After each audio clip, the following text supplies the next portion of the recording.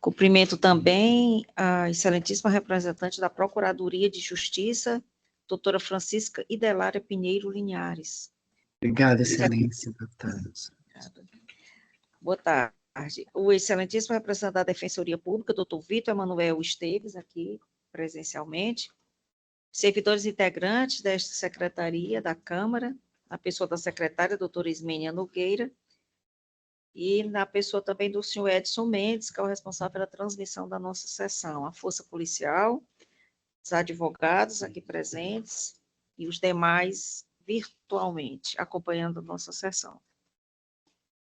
Como primeiro item da nossa pauta, temos a apreciação e aprovação da ata número 35 de 2024, sessão ordinária de 2/10/2024.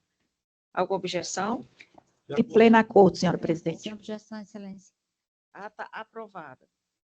Processos retirados de mesa. Iniciamos pelo 5.35 da pauta, apelação civil número 000983278, Pacajus. Apelante é MP do E do C, apelado OLDS. Relatoria do desembargador Luiz Evaldo Gonçalves Leite. Item 1.136, apelação civil número 067-62-63-53-2000, Polo Ativo Estado do Ceará e Polo Passivo, Raimundo Gonzaga da Silva e outros, também da mesma relatoria. 1.161, apelação civil número 000725339-2013, Polo Ativo Município de São Gonçalo do Amarante, Polo Passivo, Walter Ramos de Araújo Júnior, também da relatoria do desembargador Luiz Evaldo Gonçalves Leite. Ainda temos aqui, nos foi comunicado que ainda temos um processo número 5.34 da pauta, também retirado de mesa, é a apelação civil 0030-530-19-2020, relatoria também do desembargador Luiz Evaldo, apelante Antônio Edivane Firmino de Melo e apelado município de Quiterianópolis. Retomando a pauta, passamos aos processos com pedidos de vista. Temos o 2.1, agravo de instrumento número 3.86675-2024, PJE, no Polo Ativo Francilene da Silva de Assis e no Polo Passivo município de Pacajus, da minha relatoria. No dia 23/9, na respectiva sessão, apresentei o meu voto para conhecer e dar provimento ao agravo de instrumento. Na ocasião, a excelentíssima desembargadora Nailde pediu vista, e na sessão do dia 2 de outubro do ano em curso, a excelentíssima desembargadora comunicou à Câmara que apresentaria o seu voto vista na próxima sessão desimpedida, que ora está em andamento. Então, eu passo a palavra à desembargadora Maria Nailde para confirmar a apresentação do seu voto.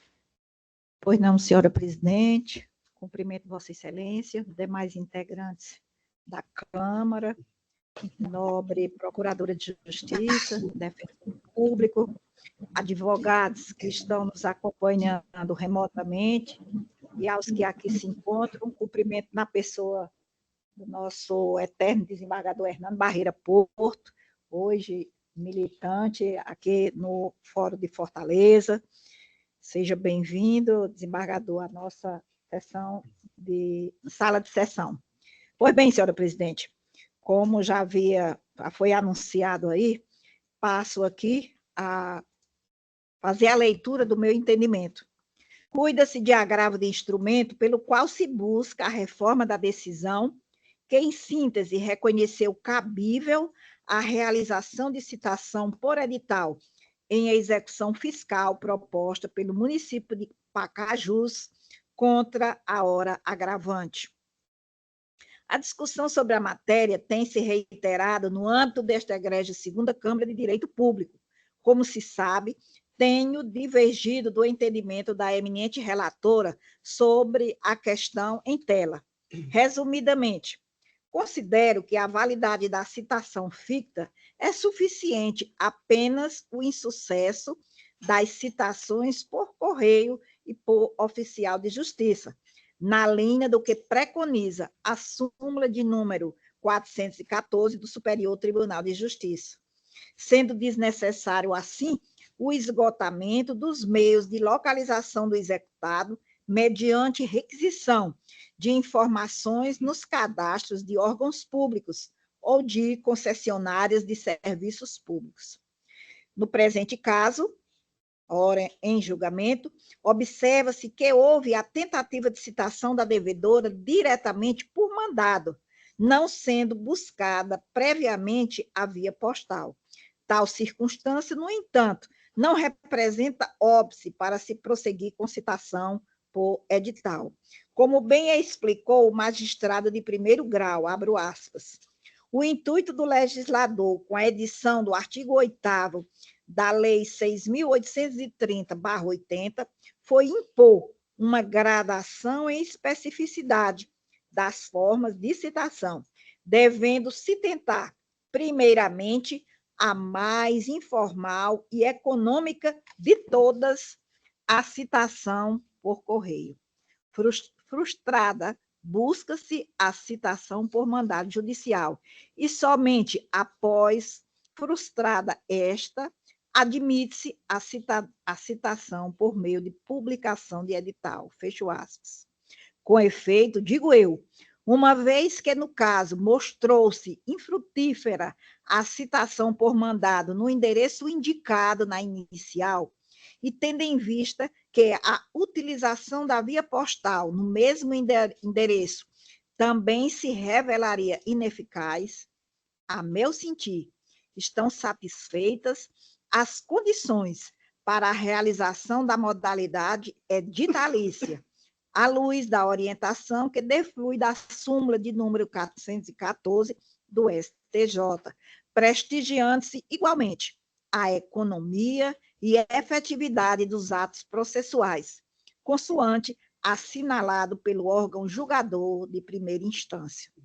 Ante o exposto, senhora presidente, renovando as venhas à douta relatora, divijo do seu entendimento para negar provimento ao agravo interposto e, com isto, manter integralmente a decisão proferida na execução fiscal de número 964502/2014. É assim que me manifesto, senhora presidente. Obrigada, desembargadora Anaílde. Desembargador Gleidson, como se pronuncia? Muito obrigado, senhora presidente. Meus cumprimentos iniciais a Vossa Excelência e aos componentes dessa Câmara. Meus cumprimentos também à doutora Idelária, digna representante do Ministério Público, o doutor Vitor, representante da Defensoria Pública, servidores, na pessoa da doutora Ismênia, advogados aqui representados pelo nobre desembargador Hernani Barria Porto, que leva o meu cumprimento, e a todos os demais presentes. Senhora presidente, essa matéria já foi recentemente discutida aqui na nossa Câmara e recebeu o mesmo tratamento de votação divergente. De lá para cá, eu não sentia a necessidade de alterar meu entendimento. Eu continuo a compreender que nós estamos diante de uma execução fiscal que tem tratamento próprio, tem uma lei própria, e sabemos, aprendemos isso desde os bancos da faculdade, que a lei especial prevalece sobre a lei geral. Nós estamos exatamente numa execução fiscal. E tem um agravante, são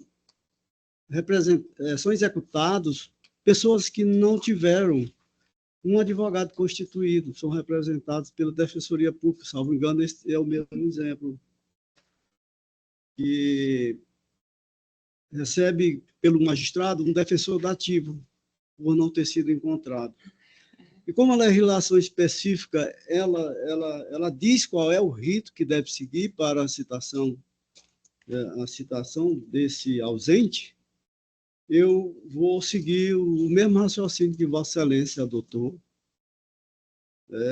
de que a citação é nula por não haver seguido o rito processual adequado. Pedindo todas as vezes a eminente desembargadora Anaílde porque eu sei que ela é muito esmerada nesses votos, procura fazer exatamente aquilo que mais lhe convém do ponto de vista legal. Exato. Para proferir suas decisões. Mas eu vou seguir com Pois não. meus precedentes, acompanhando Vossa Excelência. Pois não. Obrigada, desembargador Gleides. Então, proclamo o resultado agravo de instrumento conhecido e provido por maioria. Passamos ao 2.2 da pauta. Apelação e remessa necessária, número 0033.552, 67, 2007. Senhora presidente, me permita só, não é da minha relatoria, também não faço parte desse processo, é só, como o assunto de fato tem divergências aqui na Câmara, não sei se eu dispersei um pouco aqui, mas o voto de Vossa Excelência foi no sentido de aplicação do CPC, não foi? Sim. Então, desembargador Gleidson tem entendimento que a lei especial então, Vossa Excelência... Essa é um do fundamento também. Eu fundamentei também. É o mesmo. Não foi o que adotou a desembargadora Nailde? Não.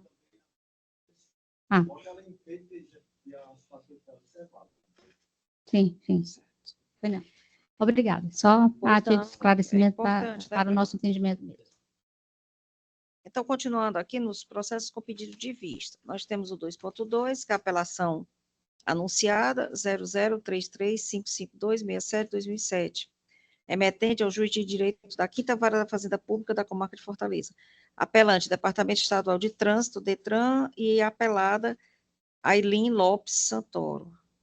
Na sessão do dia 2 de outubro do ano em curso, após a sustentação oral pela advogada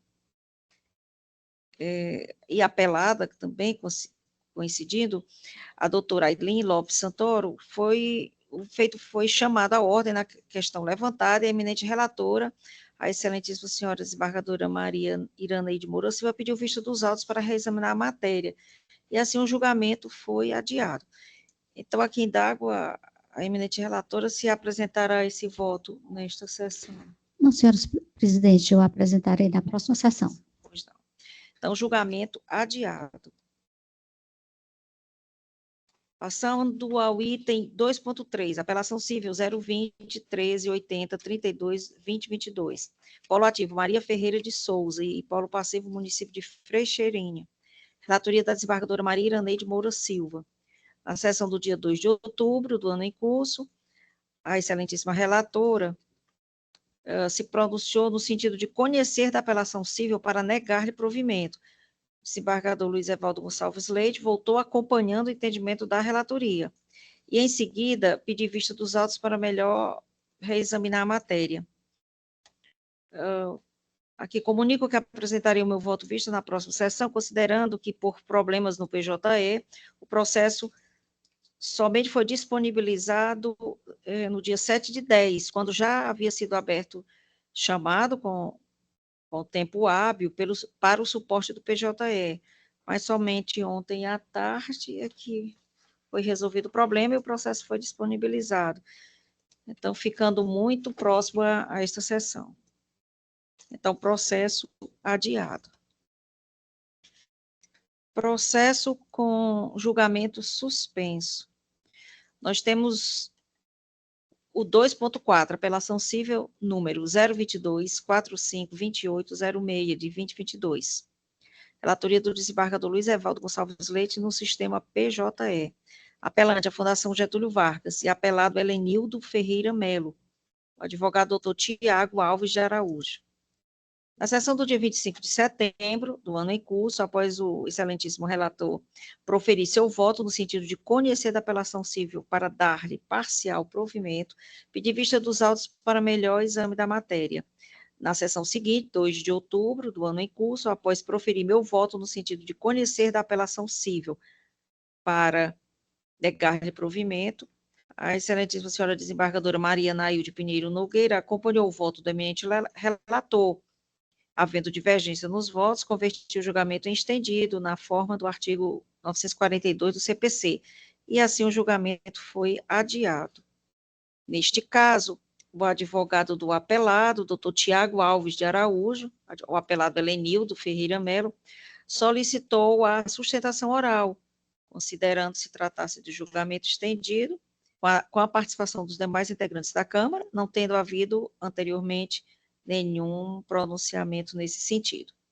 Então, aqui verifico se o doutor Tiago Alves de Araújo encontra-se na sala virtual. Encontra-se? Boa tarde, doutor Tiago. Boa tarde, doutores. Pois não. Vejo aqui que o senhor solicitou a sustentação oral neste julgamento e lhe indago se dispensa a leitura do relatório. Dispenso, Excelência. Então, Vossa Excelência terá 15 minutos para a sua sustentação oral. Iniciando-se agora. 14. Obrigado, Excelência. Doutores, boa tarde a todos. Saúdo a todos na pessoa da presidência, da outra Câmara de Direito Público. Excelências, vou ser bem breve na minha sustentação, principalmente para levantar os argumentos trazidos no voto da doutora desembargadora Therese Neumann, principalmente no que diz respeito aos critérios objetivos, né, a ausência dos critérios objetivos adotados no edital do concurso público para a FunSaúde, certo? Durante a leitura do edital é bem claro, é bem evidente que não se foi adotado nenhum critério objetivo para a caracterização das pessoas que se autodeclarem pardas, certo? O grupo étnico pardo entende-se, aliás, o grupo racial, perdão, pardo entende-se que está inserido dentro do grupo de pessoas negras, certo? Que, segundo o IBGE, são compostas por pessoas pretas e pardas, e as pessoas pardas são, então, identificadas como pessoas que se identificam como uma junção de uma ou mais raças, não é isso? Então, no caso dos presentes autos, o edital foi completamente silente em definir, completamente omisso em definir quais eram as características a serem tidas como parâmetro para caracterizar ou para verificar, melhor, durante a comissão de heteroidentificação, quais seriam, então, aqueles candidatos que seriam encaixados, né, que seriam tidos como pessoas pardas. Vale lembrar também, trazendo aí o conceito do IBGE, que foi aplicado, que foi adotado pela legislação, inclusive para definir a quantidade de vagas, certo? Nos editais de concurso público, universidades, enfim. O IBGE entende que a autodeclaração como pessoa parda é realmente a junção de uma ou mais raças, não é isso? Então, o primeiro voto da outra turma foi no sentido de determinar que a parte autora fosse submetida a um novo exame, porém, essa submissão da parte autora, no caso, da parte apelada no presente processo, essa submissão dessa parte a um novo exame seria completamente desrazoada porque não se tem um critério objetivo definido, certo? Então, submeter a parte apelada a uma nova comissão de heteroidentificação, a gente estaria novamente abrindo para uma decisão completamente subjetiva, completamente, talvez, arbitrária. Nós temos conhecimento que essas bancas do concurso da FunSaúde foram realizadas com a devida vênia também, pela Universidade Estadual do Ceará, e a gente já tem, os doutores desembargadores já tem bastante leads em trâmite no tribunal, e realmente é um assunto muito delicado, tem gerado muita controvérsia, e que quando se permite que seja feita uma nova banca de heteroidentificação, sem haver os critérios objetivos, sem haver a definição do que é realmente esperado para que uma pessoa seja aprovada como pessoa parda, a gente estaria voltando novamente para uma decisão subjetiva, arbitrária, o que não se é admitido em sede de concurso público, porque com isso, com a decisão subjetiva, a gente estaria permitindo com que o avaliador decidisse com seus próprios critérios, com o seu próprio entendimento. e isso muitas vezes não é de forma fundamentada, é realmente algo, em síntese, bastante subjetivo. Então, esse é a minha sustentação, realmente é para levantar os argumentos trazidos pela desembargadora Therese Neumann e pedir, então, o não provimento da apelação. Obrigado, doutor. Então, obrigada, doutor Tiago.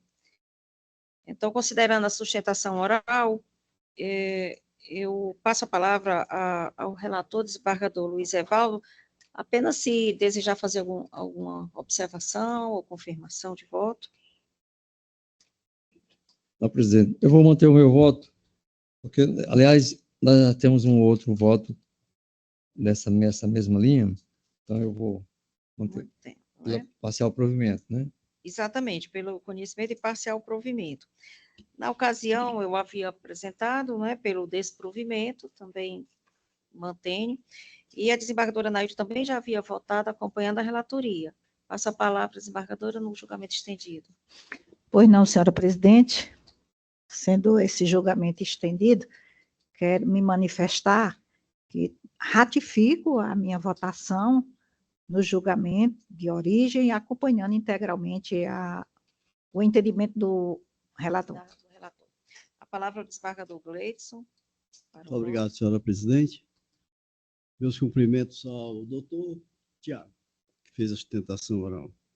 Esse também é um tema que já vem sendo repetido, não só aqui na nossa Câmara, mas nas demais de direito público.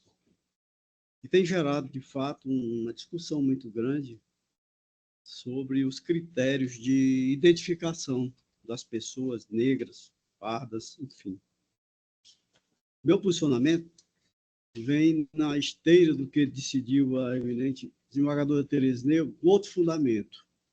Eu entendo que a comissão examinadora foi muito infeliz em indeferir a inscrição desse candidato, porque o fez sem fundamentação alguma. É rasa demais. A decisão diz apenas indefiro. Nós estamos vivendo um momento completamente diferente, onde a Constituição exige que as decisões administrativas ou judiciais elas precisam de fundamentação. E a comissão ignorou tudo isso e indeferiu a inscrição.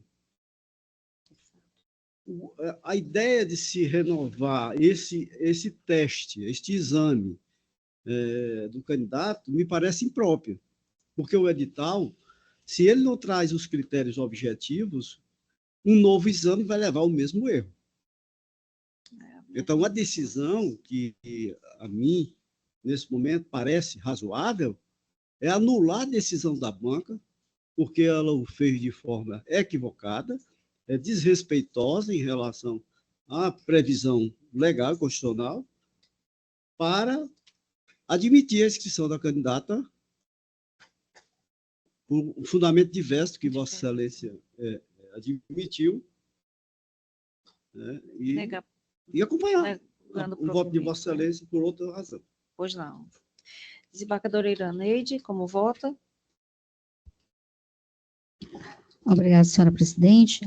Aproveito agora para adequadamente cumprimentar Vossa Excelência, meus eminentes pares, cumprimentar também a doutora representante da Procuradoria-Geral de Justiça, a doutora Idelária, o nobre representante da Defensoria, presidente doutor Vitor, cumprimentar aos advogados aqui na sala física, como na virtual. Na física, eu cumprimento na pessoa do desembargador Hernani, aqui que está na ativa como advogado.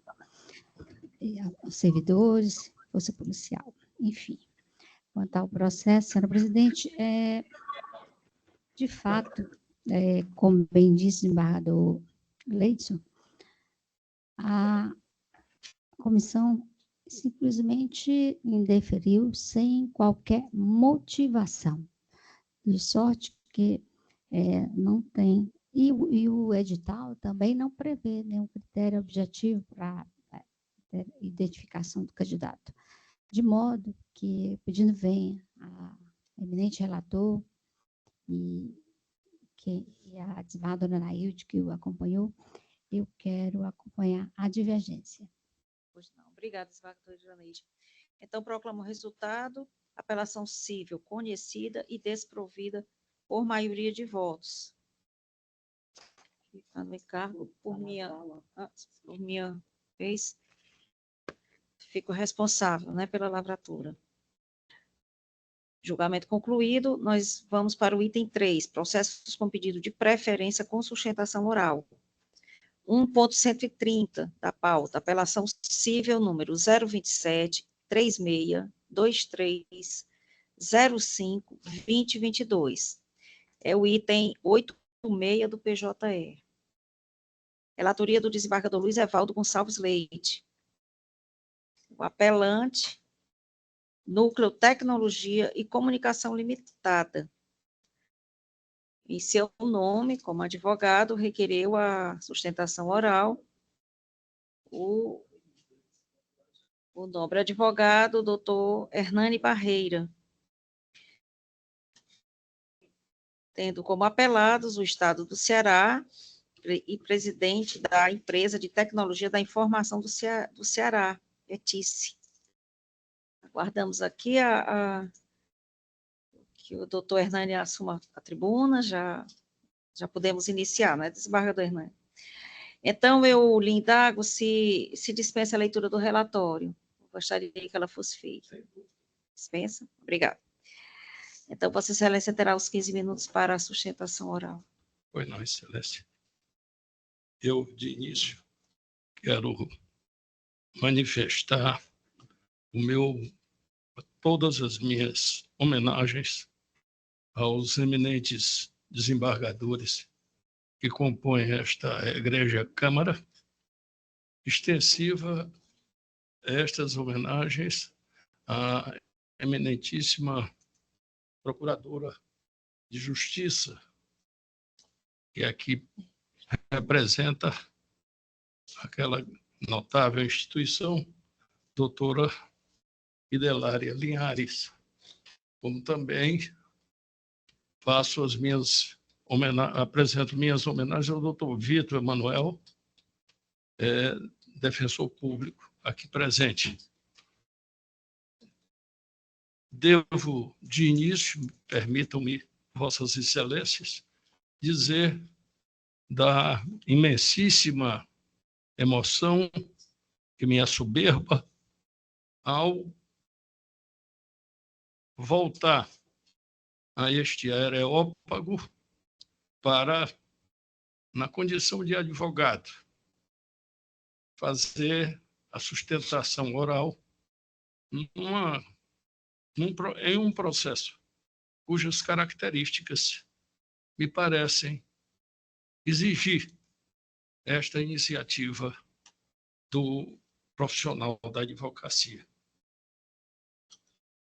Refiro-me ao processo já enunciado, em que é apelante o Núcleo de Tecnologia e Comunicação Limitada, apelado o Estado do Ceará, e relator o eminente desembargador Luiz Evaldo Gonçalves Leite, a quem presto minhas homenagens especiais.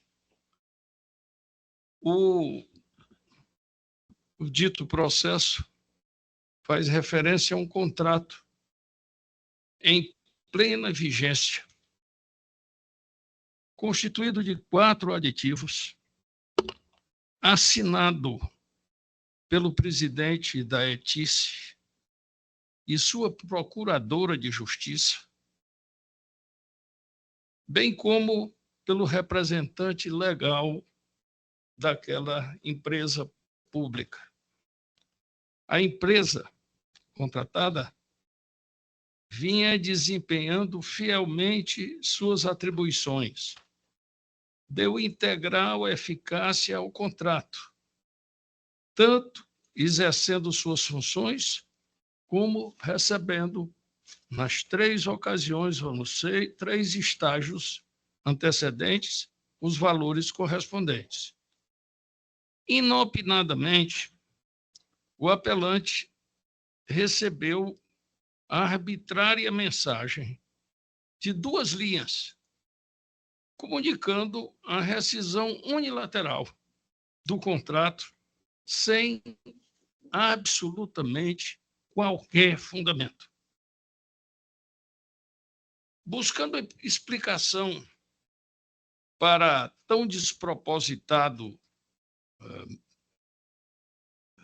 exercício da função elevada que é atribuída a esta empresa pública, a ETICE contratante simplesmente respondeu explicando, na sua ótica, 3 motivos. O primeiro, que o 4º aditivo do contrato, precisamente este que compunha os 3 anteriores já integralmente cumpridos, carecia de uma assinatura.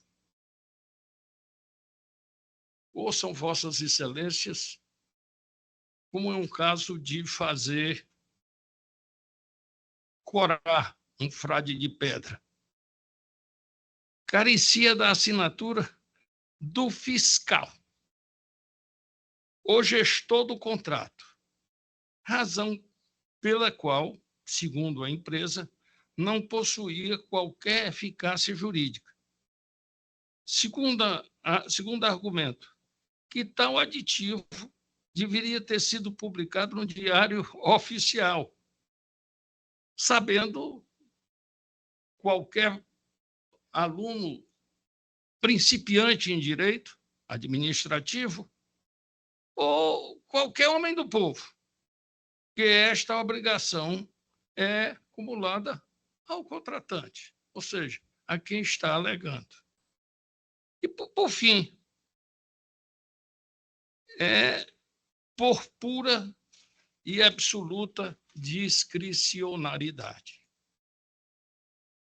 Quanto ao primeiro motivo, imprescindível destacar que o referido gestor nada mais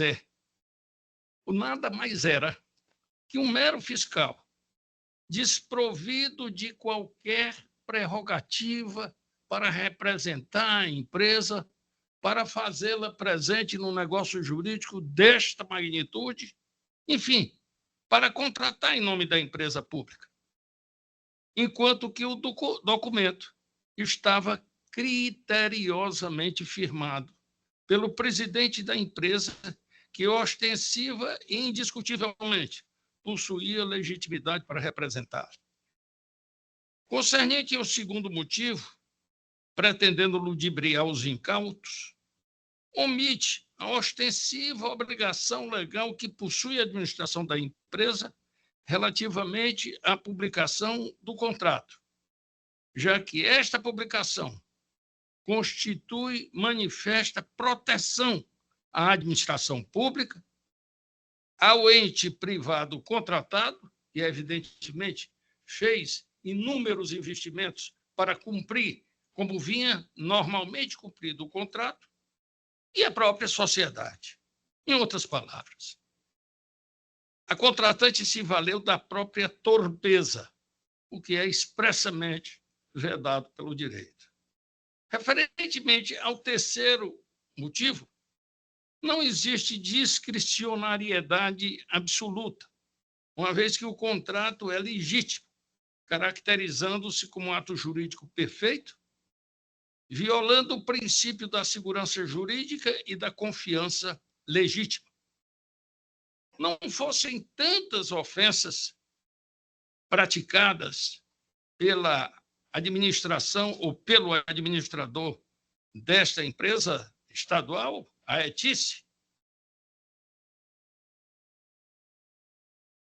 os mesmos serviços, para os mesmos serviços contratados e em plena eficácia, levou sua senhoria a sábia e responsável iniciativa de promover um segundo prélio.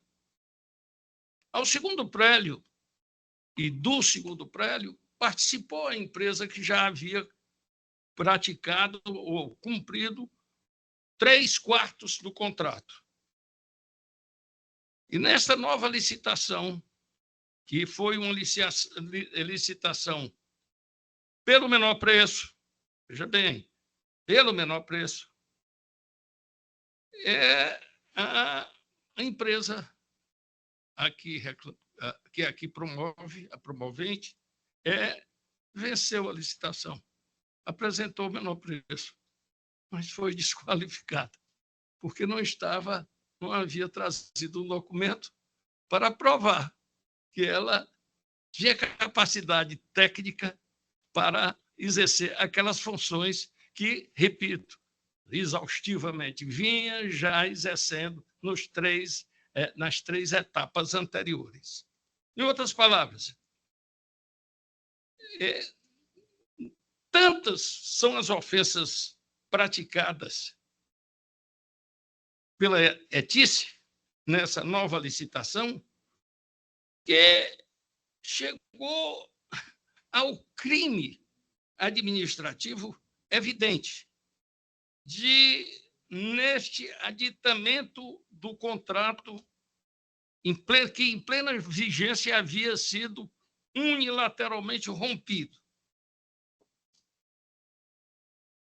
O preço, o valor contratado, que era de aproximadamente 9 milhões, a empresa anterior iria receber no total 9 milhões, para esta modificação, ou esse novo prélio, se chegou a uma conclusão que é de deixar a boca aberta.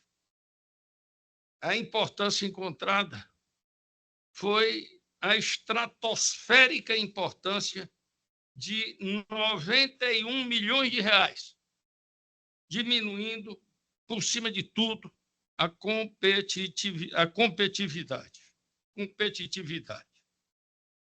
A disfarçatez desta empresa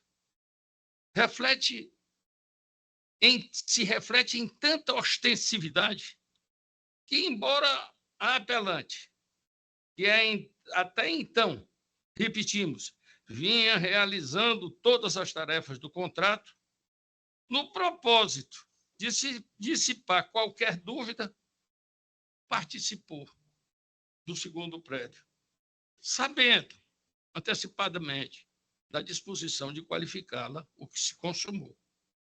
Presentemente, a empresa de tecnologia e informação do Ceará possui, na conformidade dos dados constantes no portal da transparência de receitas oriundas de contratos com órgãos e entidades do Estado do Ceará, uma altercação já imposta pelo Tribunal de Contas do Estado do Ceará, que, na data de 23 de julho do presente ano, suspendeu um outro obscuro processo de contratação, na ordem de R$500 milhão, com o objetivo... Qual é o objetivo desse contrato de R$500 milhão? Se Vossas Excelências fizerem desdobramento de cérebro, verão um absurdo. Para que é? Qual é a finalidade desse contrato? O objetivo é ostensivamente genérico, ou seja, aspas, gestão inteligente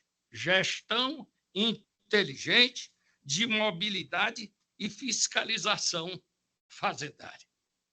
Francamente, tudo isso comprova um despudor no trato da coisa pública que não pode receber outro que não merece outro caminho que o seu desfazimento pela via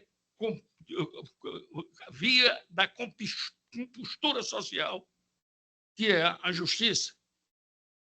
Esse arsenal de escândalos convoca todos os que garantem a compostura pública da organização administrativa do Estado a reconhecer a nulidade do espectro negocial aqui atacada por sua manifesta imprestabilidade, assegurando-se, inclusive, a vigência de todos os termos e efeitos do quarto aditivo, já que anteriormente aludido, com a virtual correção dos valores em decorrência dos reajustes temporais. Em virtude deste escandaloso procedimento dessa empresa pública já flagrada pelo Tribunal de Contas do Estado do Ceará, que eu tenho a honra de vir a este egrégio tribunal, nesta colenda Câmara, para pedir justiça. Muito obrigado. Obrigada. Doutor Hernani Barreira, passo então a palavra ao nobre relator, desembargador Evaldo, para a síntese do julgamento. Pois não, presidente. Quero cumprimentar a Vossa Excelência na pessoa que, em cumprimento todos os presentes à sessão, seja de forma presencial ou remota, notadamente os ilustres eminentes integrantes desta Câmara, senhores advogados, na pessoa de quem o desembargador Hernani Barreira Porto, prazer em revê-lo. Cumprimento a todos os presentes, advogados e advogadas, servidores, e a doutora representante do Ministério Público, doutora Idelária, e o doutor Vitor, ilustre representante do Ministério da Defensoria. Aqui vou fazer o projeto da emenda, presidente. Eu acho que parece ser suficiente, senão eu farei na íntegra a leitura do voto. Emenda: direito administrativo, apelação civil em mandado de segurança. Aditivo ao contrato administrativo, ausência de publicação. Providência que cumprir ao contratante, decisão unilateral. Necessidade de procedimento administrativo para averiguação de eventuais prejuízos ao particular. Item 1. O cerne da questão controvertida consiste em analisar primordialmente se a eventual ausência de assinatura do gestor do contrato no instrumento aditivo em discussão, quarto aditivo, torna-o insubsistente e, ultrapassada essa questão, determinar se houve apenas o regular termo fatal da avença ou se a administração pública deve ser compelida a cumprir o lapso temporal previsto nesse aditivo, não obstante não tenha ocorrido sua publicação, bem ainda, se deve ser instaurado o procedimento respectivo para fins de apurar eventuais prejuízos ao contratado. Item 2. Observa-se no cotejo dos documentos colacionados que o contrato 05/2020, devidamente precedido de certame licitatório, tinha por objeto serviços de engenharia para manutenção de redes de fibra óticas do Cinturão Digital do Ceará, bem como serviços de prevenção e correção das infraestruturas urbanas, rurais e redes de acesso internas das edificações. Quanto ao prazo de vigência contratual, restou compactuado na cláusula 8ª que este seria de 12 meses a contar da assinatura do documento, com possibilidade de prorrogação nos termos do artigo 71 da Lei Federal número 13.303/2016 e do artigo 148 do Regulamento de Licitações e Contratos da ETIC. Item 3. Apresenta-se verossímil a alegação da recorrente de que, confiando na boa-fé da contratante, efetuou gastos para cumprir sua parte na avença. Desse modo, impõe-se a aplicação do artigo 79, parágrafo 2º da Lei 8.666/93, com fulcro na rescisão contratual a qual não deu causa a apelante. Corrobora esse entendimento o fato de o parágrafo único do artigo 61 da Lei 8666/1993 disciplinar que a publicação da minuta do contrato e de seus aditamentos na imprensa oficial é condição indispensável para sua eficácia e que deverá ser providenciada pela administração pública até o 5º dia útil seguinte ao de sua assinatura. Ora, não pode a contratante se valer de sua própria omissão para depois vir a sustentar uma inexistência de prorrogação contratual como na espécie. Que eu vou para o final da parte dispositiva. Tendo exposto com êxito do recurso apelatório para dar de parcial provimento, no sentido de reformar a sentença para conceder, em parte, a segurança no sentido de reconhecer a rescisão unilateral do contrato e, consequentemente, determinar os promovidos que instaurem procedimento administrativo para aferir a ocorrência de possíveis prejuízos ao contratado. Artigo 79, inciso 1 romano, parágrafo 2º, e seus incisos da Lei 8.666/1993. É o voto, presidente. Obrigada, desembargador Evaldo. E cabendo-me agora o pronunciamento sobre o voto, eu externo aqui a minha decisão de pedir vista dos autos para melhor exame da matéria, considerando são os contratos sobrepostos e a necessidade de melhor apurar, quer dizer, por minha parte, né, para uma maior segurança para a jurisdicionada apelante.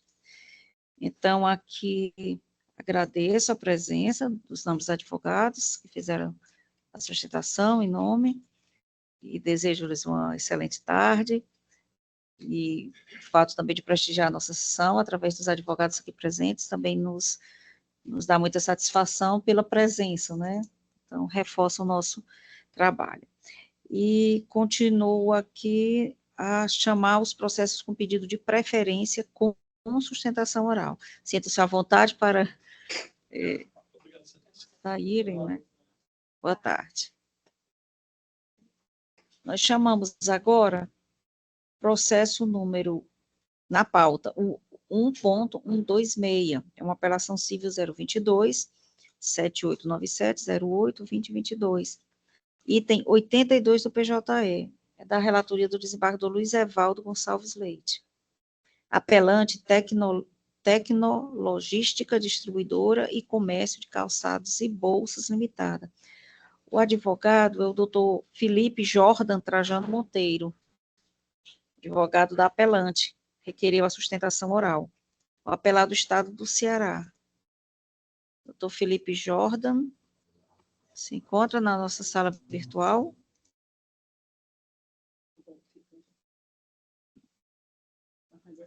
Não?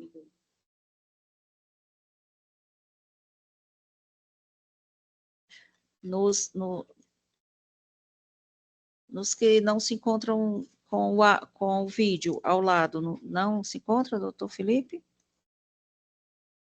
Então, chamando mais uma vez para evitar aí alguma intercorrência tecnológica. 1.126, apelação civil número 022-789708-2022, item 82 do PJE. Apelante, Tecnologística Distribuidora e Comércio de Calçados e Bolsas Limitada. Advogado, doutor Felipe Jordan Trajano Monteiro, e o apelado Estado do Ceará. O doutor Felipe pediu a sustentação em nome da apelante, mas não se encontra na sala, não é isso? Verificou também só os que anotam as presenças sem o vídeo? Verifiquei. Então, considerando as duas chamadas e não se encontrando o advogado na sala, considero prejudicada a apresentação da sustentação oral e passo a palavra ao desembargador Luiz Evaldo Gonçalves Leite, de qualquer maneira, em homenagem ao pedido, para a leitura da síntese do seu entendimento. Pois não, presidente. Direito constitucional e tributário. Apelação cível em mandado de segurança, pedido de suspensão da exigibilidade do ICMS de FAO durante todo o ano de 2022. Observância ao princípio da anterioridade anual. Desnecessidade. Lei Complementar 190/2022, que apenas estabelece novo mecanismo de repartição de receitas, não criando ou majorando tributo. Recurso de apelação conhecido é desprovido. Sentença mantida. Obrigada, desembargador Evaldo. Eu acompanho a eminente relatoria, um assunto bem recorrente, julgamentos já reiterados na nossa Câmara. E passo a palavra à desembargadora Maria Nailde para o seu pronunciamento em relação a esse julgamento. Com a relatoria, senhora Com a presidente. relatoria. Então, como resultado, temos a apelação civil conhecida e desprovida.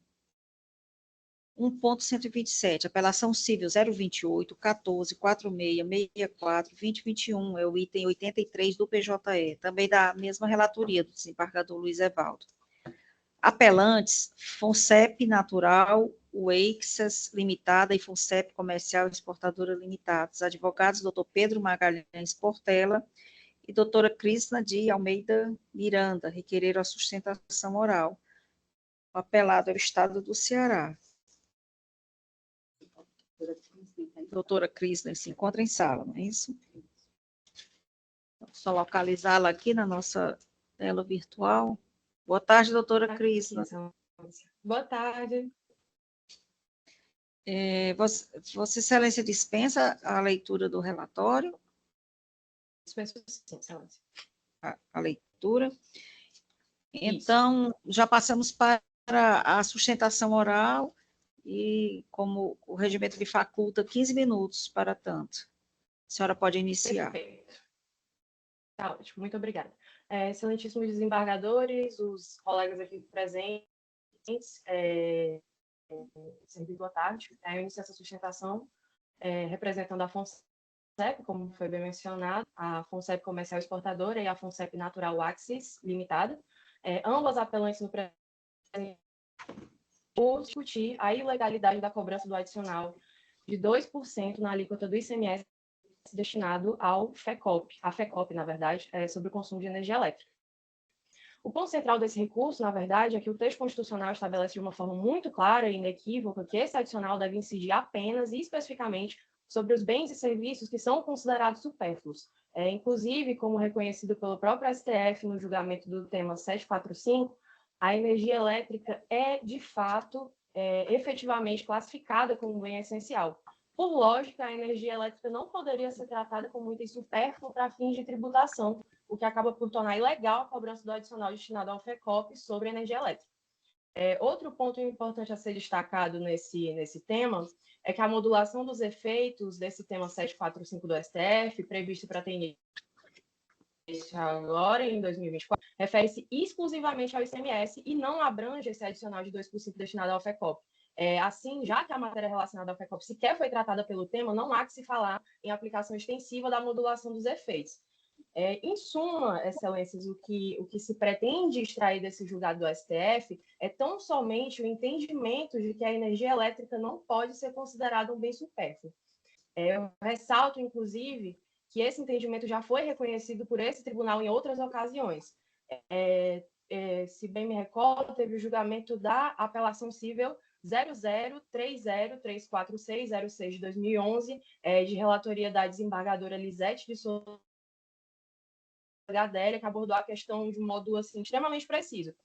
A desembargadora afirmou que, embora o julgamento do tema 745 do STF não tenha discutido essa alíquota relacionada ao adicional da FECOP, ficou incontroversa a essencialidade do serviço de energia elétrica, o que acaba por inviabilizar a sua consideração como supérfluo para fins de tributação. A jurisprudência do tribunal, portanto, já se mostra esse aspecto, a esse ponto em específico, o que reforça a urgência e a necessidade de uma resposta favorável no caso aqui discutido. Vai ficar o destaque, mas não menos importante, que permite a cobrança desse adicional destinado ao FECOP sobre a energia elétrica, enquanto a Corte Constitucional reconhece esse bem como essencial, configuraria uma contradição jurídica inaceitável. Em suma, haveria uma negativa de vigência tanto ao entendimento do STF sobre a energia elétrica enquanto bem essencial, quanto à negativa de vigência à própria Constituição Federal, porque, como sabemos, lá no artigo 81, parágrafo 4º, destaca que essa cobrança só vai incidir em casos de bens e serviços não essenciais ou supérfluos, digamos assim. Diante do exposto, considerando a essencialidade da energia elétrica, já reiteradamente discutida aqui nesse recurso, e a clara violação tanto ao texto constitucional quanto ao julgamento do tema do STF, nós pedimos a reforma da sentença recorrida. Assim, resumidamente, o que se busca é o total provimento da presente apelação, a fim de que seja determinada a cessação imediata da cobrança do adicional de 2% do FECOP sobre o consumo de energia elétrica das apelantes e, além disso, mais ou menos importante, que seja reconhecido o direito à restituição dos valores indevidamente recolhidos nos últimos 5 anos, seja por meio de RPV, precatório ou compensação, conforme pleiteado. Em suma, são essas as razões da apelação e aproveito para agradecer a atenção de Vossas Excelências. Muito obrigada, doutora Crista. Passo aqui a palavra... Pois não. Passo a palavra ao desembargador Luiz Evaldo para o voto. Aqui renovando os cumprimentos a Vossa Excelência e a todos os presentes, especialmente a doutora Cristina Miranda, advogada. Corretamente, presidente. Direito constitucional e tributário, apelação civil em ação ordinária. ICMS sobre energia elétrica, alíquota de 2%, destinada aos FECOP.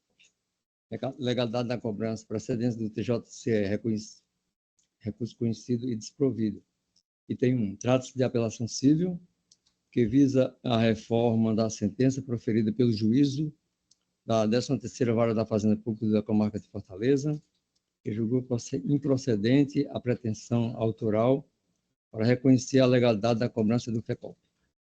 Item 2. Acerca da matéria, o Supremo Tribunal Federal firmou entendimento no sentido de que os adicionais criados pelos Estados-membros e Distrito Federal, destinados ao financiamento dos fundos de combate à pobreza, foram validados pela Emenda Constitucional 42 de 2003, nos moldes em que instituídos, mesmo que estes acréscimos se apresentassem em discordância com os termos da Emenda Constitucional 31 de 2000. Decidiu a Corte Suprema ainda que, aspas, a inconstitucionalidade do diferencial de alíquota de ICMS em operações interestaduais não guarda qualquer relação com a cobrança do adicional de alíquota de ICMS destinado ao Fundo Estadual de Combate à Erradicação da Pobreza. Fechados. Sendo assim, item 3. Rigor a manutenção da sentença também na parte em que denegou o pedido de afastamento da cobrança do FECOP, incidente sobre a energia elétrica. Finalmente, diante do exposto com isso do recurso apelatório, todavia, para negar o provimento, mantendo a sentença em todos os seus termos, por força dos seus termos, por força do artigo 85, para 11º ou 11, CPC, majora os honorários fixados em sentença para 12% sobre o valor atualizado da causa. É como voto, presidente. Pois não, desembargador Evaldo. Da mesma forma, eu também gostaria de pedir vênia que a nobre relatoria para pedir vista para o melhor exame da matéria. Então, o julgamento fica encerrado. Eu agradeço a presença da doutora Crista e passo aqui a nossa pauta, ao item 1.104. Apelação civil 027, 650282, 2022, item 33 do PJE. Relatoria da desembargadora Maria Iraneide Moura Silva. Apelante é da JW Scheibe Filho, promoção e organização de eventos. O advogado, aliás, os advogados doutor Igor Scheibe e doutor Natanael Grangeiro Cortez requereram a sustentação oral. A pronúncia está correta, doutor? Corrija-me aí. É Igor Scheibe, excelência. É Scheibe mesmo? Pois não. Então, boa tarde. Eu vou deixar a palavra para o doutor Natanael, excelência. Aí, se eu precisar de algum adendo, eu entro durante o tempo, tá? Pois não. Boa Então, tarde a cumprimentando aqui o doutor Natanael Grangeiro Cortez, que requereu a sustentação oral juntamente com o senhor, comunico que o voto atende aos interesses da apelante. E há uma renúncia à sustentação oral ou os senhores gostariam de mantê-la, de fazê-la? Sem problema, então, excelência. A gente renuncia. Correto, doutor? Correto, correto. Pois não. Então, agradeço e passo a palavra à desembargadora Maria Iraneide para a síntese do seu julgamento. Obrigada, senhora presidente. Os cumprimentos ao doutor Natanael. E vou pelo projeto da emenda, senhora presidente, que está assim redigido.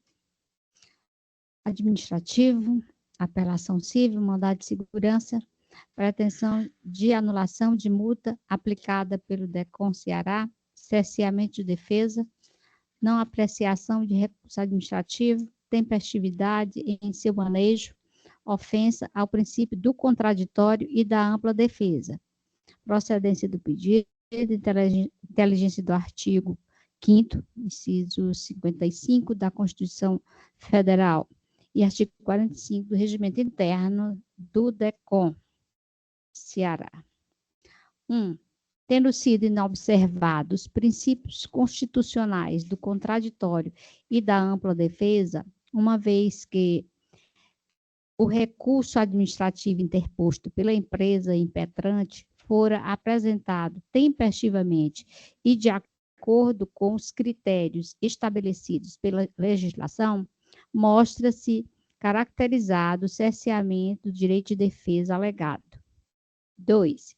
Considerando que o artigo 45 do Regimento Interno do DECOM Ceará estabelece que, aspas, na contagem de prazos em dia estabelecido por lei, computar-se-ão somente os dias úteis, fecho aspas, e tendo a intimação do recorrente sido realizada em 27 de fevereiro de 2019, não há que se falar em intempestividade do recurso administrativo interposto no dia 13 de março de 2019. Portanto, senhora presidente, recurso conhecido e provido, sentença reformada. É com voto. Obrigada, desembargadora Iraneide. Desembargador Evaldo.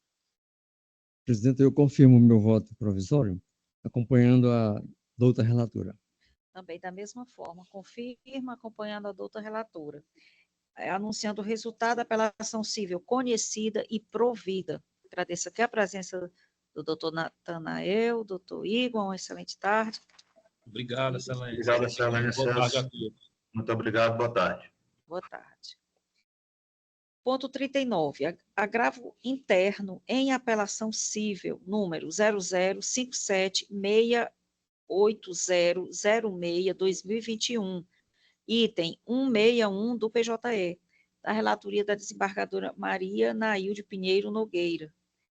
O agravante é Victor Bruno Silva de Albuquerque e a advogada doutora Débora Cassiano. O Estado do Ceará vem como agravado no polo passivo. Doutora Débora Cassiano se encontra na sala? Sim. Sim. Boa tarde. Só localizá-la. Boa tarde.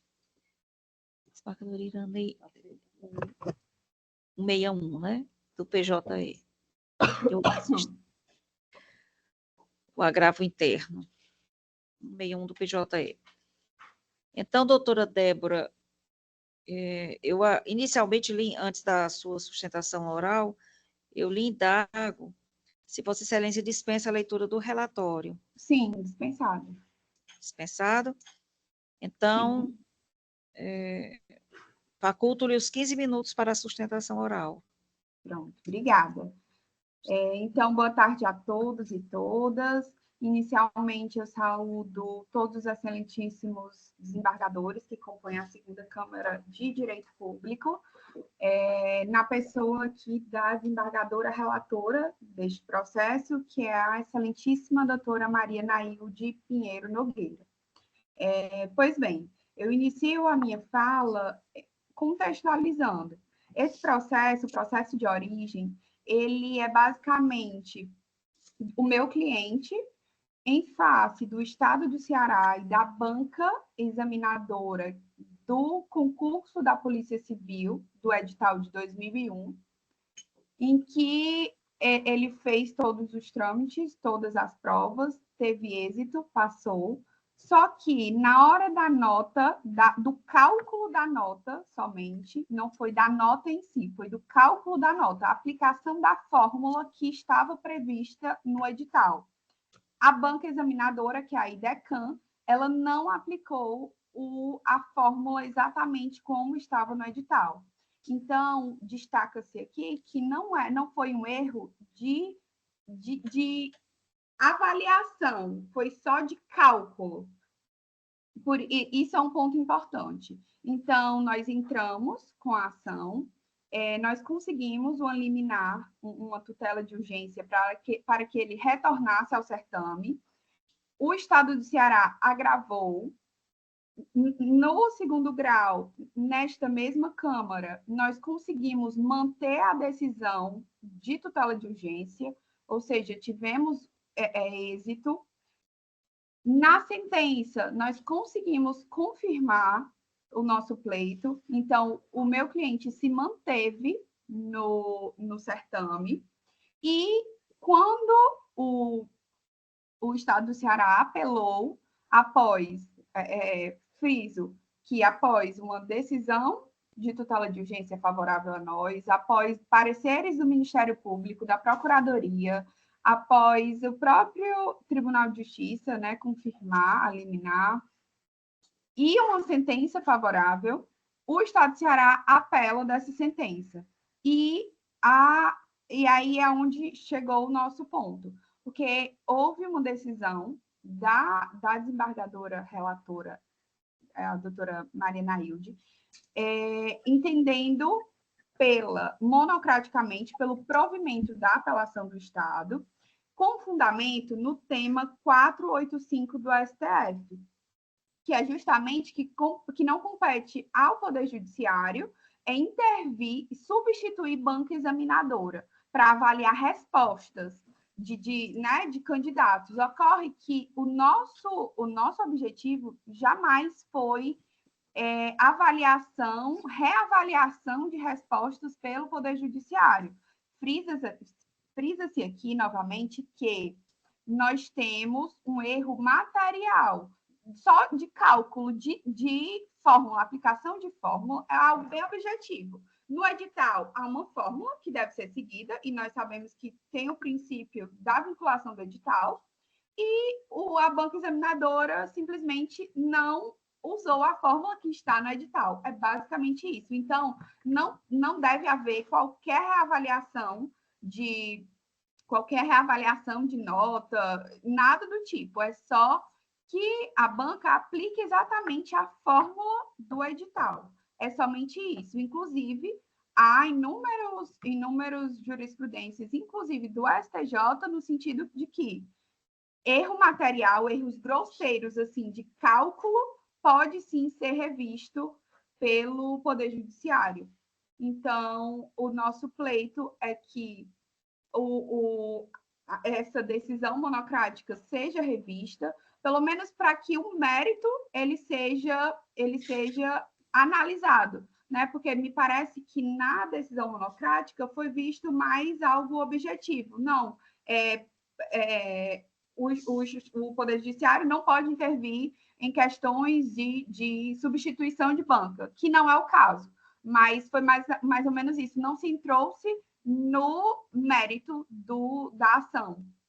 Então, nosso pedido é que seja revista nessa decisão monocrática, no sentido de manter a sentença por tudo o que já foi produzido aí durante o processo, inclusive com decisões favoráveis a nós do Tribunal de Justiça. Então, muitíssimo obrigada aqui pela oportunidade de fala e me coloco à disposição para qualquer dúvida. Obrigada a todos. Tenham uma boa tarde. Muito obrigada, doutora Débora. Então, eu passo a palavra à desembargadora Maria Nailde para a síntese do seu julgamento. Pois não, senhora presidente. Cuida-se de agravo interno proposto por Victor Bruno Silva de Albuquerque, em face de decisão monocrática de ID 123.35.201, a qual não conheceu da remessa necessária, porém conheceu e concedeu monocraticamente provimento ao recurso, nos termos do artigo 932, inciso 5, letra B, do CPC, em conformidade ao entendimento firmado pelo Supremo Tribunal Federal, no julgamento do tema 485, anulando-se a decisão para declarar improcedente o pleito autoral. A parte agravante alega que não possui pretensão de correção das questões do concurso para o cargo de inspetor de Polícia Civil, previstos no edital número 1 da Polícia Civil do Estado de Ceará, de 27 de maio de 2021. Contudo, observa-se que o agravante assevera que a banca utilizou cálculo aritmético diferente ao disposto no edital de retificação, subtraindo-lhe pontos, o que levou à sua desclassificação. No caso, sob exame, não se verifica ilegalidade nem desrespeito às normas do edital. O pleito de anulação ou modificação da metodologia de correção esbarra na previsão do edital, aditivo número 2, de 14 de junho de 2021, o qual alterou previamente a realização da prova e a pontuação dos aspectos macroestruturais. Diante dos elementos acima descritos, pode-se constatar que o recurso proposto não apresentou elementos para modificar os termos da decisão monocrática, subsistindo somente a intenção de modificar a atribuição da nota, em total desalinho à isonomia a ser observada dentre os demais candidatos que foram submetidos aos mesmos critérios de correção das questões do certame. Portanto, senhora presidente, em conformidade com a tese firmada pelo Pretório Excelso, no RE 632.853, tema 485 de repercussão geral, qual seja, não compete ao Poder Judiciário, no controle de legalidade, substituir banca examinadora para avaliar respostas dadas pelos candidatos e notas a elas atribuídas. Portanto, o agravo interno conhecido e improvido. É como me manifesto, senhora presidente. Obrigada, desembargadora Nailde. Desembargador Gleidson. Presidente, eu sempre tive em mente que o concurso público é um momento ímpar na vida dos candidatos. Estudam muito, tem muitas dificuldades, os concursos não são fáceis, e quando logra uma aprovação, e nessas circunstâncias narradas, tanto pela advogada como pela desembargadora Nailde, temos aí algumas decisões que reconheceram a correção da postulação, a pretensão, e finalmente chegou ao tribunal, depois de todo esse processamento, a nulidade dessa sentença. Por essas razões, eu vou pedir vista para fazer uma análise, a meu juízo, mais consciente. Eu quero ter certeza de que realmente a desembargadora Nailde não há esse pleito de substituição de banca. Só quero ver esse critério. Os pedidos de vistas, eles apenas, digamos, se destinam a isso, a uma conscientização interior, não é? Quando eu fico assim, verificação. Inseguro, eu prefiro. Exatamente. Os entendimentos dos colegas são muito bem fundamentados, mas, como o desembargador Gleidson bem coloca, é bem salutar essa revisão. Então, aqui em Dágua, já foi definido a vista concedida e o julgamento adiado. Concluídas nossas sustentações orais de hoje, eu indago a excelentíssima representante da Procuradoria-Geral de Justiça, doutora Francisca Delária Pinheiro Linhares, se há alguma manifestação nos processos desta sessão em que Vossa Excelência tem interesse em se manifestar.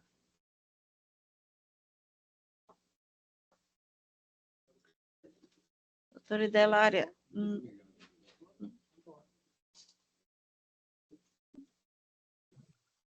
Desculpem, estou sendo ouvida, né? Está. Sim. Meus cumprimentos a Vossa Excelência, na pessoa de quem cumprimento igualmente os demais senhores excelências desembargadores, o doutor Vitor Emanuel, da Defensoria Pública, né, a doutora Débora aqui como convidada, nossos servidores, na pessoa da doutora Ismênia Nogueira.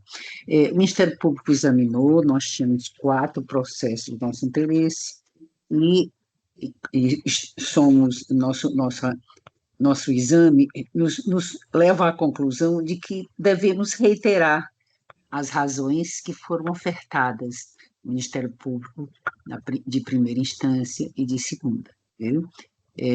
Não temos divergências nem acréscimos a fazer, tendo em vista o cuidadoso trabalho de elaboração das peças ofertadas pelos colegas ministeriais.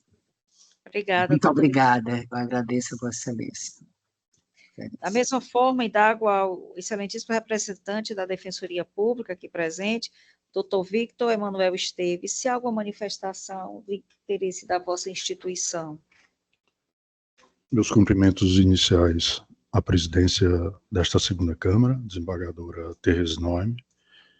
Estendo também meus cumprimentos aos demais desembargadores, desembargadoras também, integrantes deste colegiado, ao membro do Ministério Público, servidores e servidoras, aqui na pessoa da doutora Ismênia.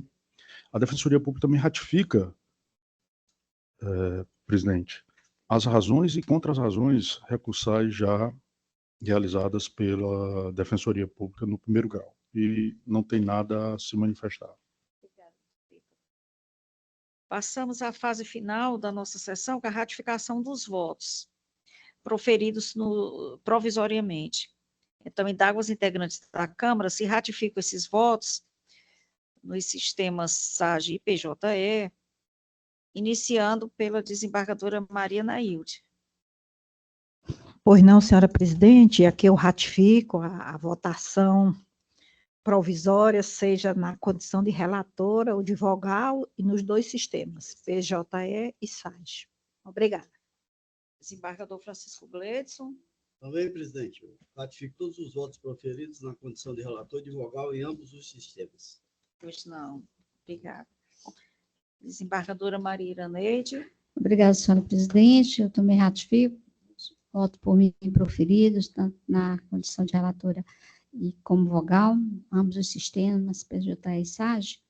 E aproveito, senhora presidente, a oportunidade para falar do processo de número 000-6354-56-2019, que está no sistema PJE, é o número 151. Esse processo, eu tive um problema técnico que não consegui disponibilizar como os demais.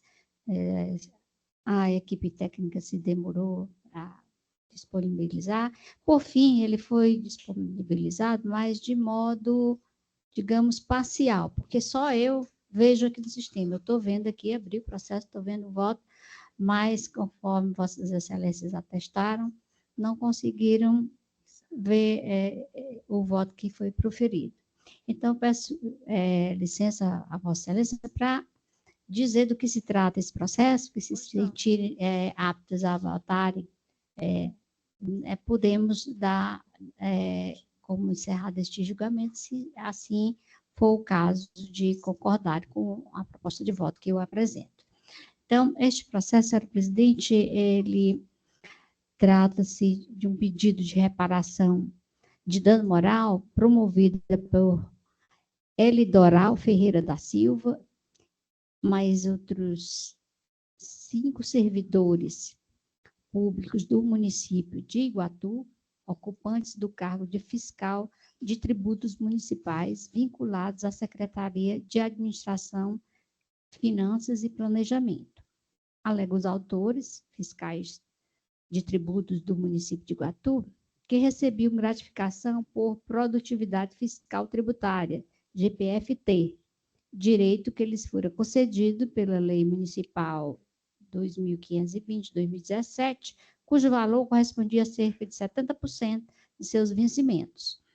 Acrescento que essa gratificação foi de forma desmotivada, suspensa pela municipalidade, através da portaria municipal de número 1 de 2019, sob o argumento de apurar irregularidades por uma comissão constituída para este fim. Então, estou tentando aqui resumir para não ler o voto todo, senhora presidente.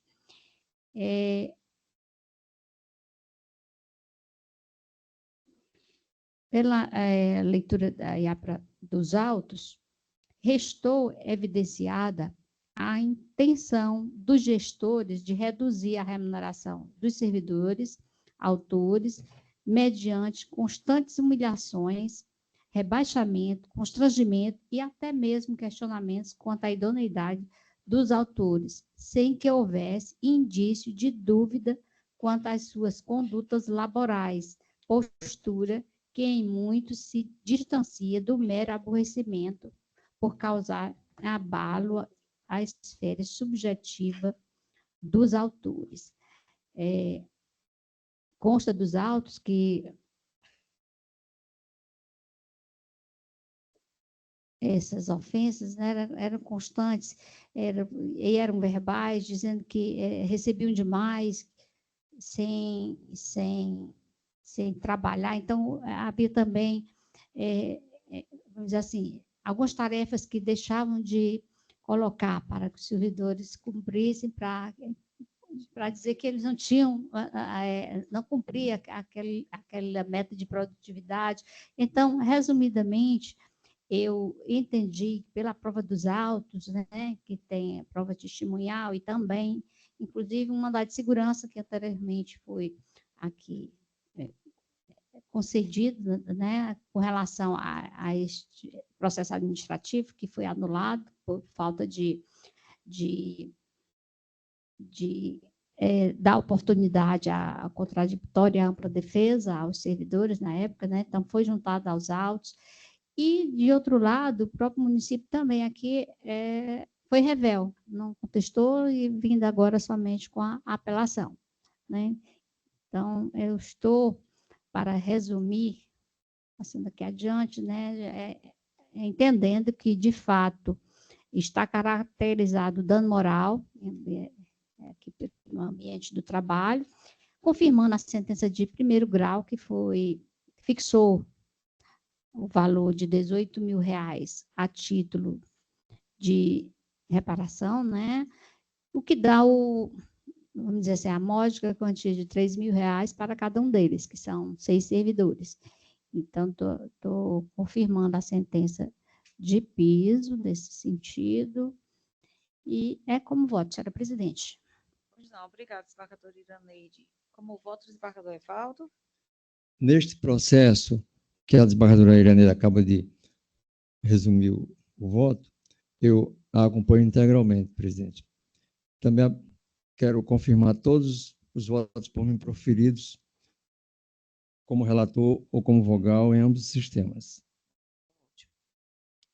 Da mesma forma, também me sinto apta a votar no voto da desembargadora Iraneide. Verifiquei também os autos, apesar de o sistema não permitir o voto, mas verifiquei também a petição inicial, está mais do que compatível, né, com os objetivos da justiça, o voto de Vossa Excelência, acompanho integralmente. E, considerando, assim, proclamo o resultado em relação a esse número 000635456-2019, Polo Ativo Município de Iguatu e Polo Passivo Pedro José de Araújo e outros. O resultado proclamado é apelação civil conhecida e desprovida, que é a apelação do município, desprovida. Também, por minha vez, ratifico todos os votos proferidos provisoriamente em ambos os sistemas. Indago à secretária quantos processos foram julgados na presente data. 210. 210 processos. Bem considerável, né, o número. Exatamente. Desembargador Evaldo foi o grande... Grande faida. Foi o grande colaborador também, exato. Imagina se fosse aquele sistema antigo, né? Vocês têm daqui. Tinha a menor condição, né? De votar em todos os físicos. E Né? tinha uma prática de começar pelo presidente. Então, o presidente levava, escolhia todos os deles. Sim. Com equilíbrio, né? Então, Sim. no julgamento. Julgava os deles, não é? Era pela manhã. E aí ia ter o horário da Da tarde. Então, suspendia, acabava os colegas ficavam assim, Ficavam prejudicados. Conseguia dar vazão aos seus, né? Que situação. Exato, é muito complicado, né? Mas agora permite, né? Temos uma excelente produção. Então, continuando, apenas o nosso momento de registro de algum fato ou voto, não? Tranquilo, né? Então, declaro encerrada a sessão, agradecendo muito a presença de todos, para a nossa produtividade, que tanto contribuíram, né? E até a próxima, se Deus quiser. Se quiser, até a próxima. Pois não, cumprimento a doutora Idelária, um grande abraço. Obrigada, Excelência. Sua Até a presença. próxima, se Deus quiser. Até a próxima, se Deus quiser.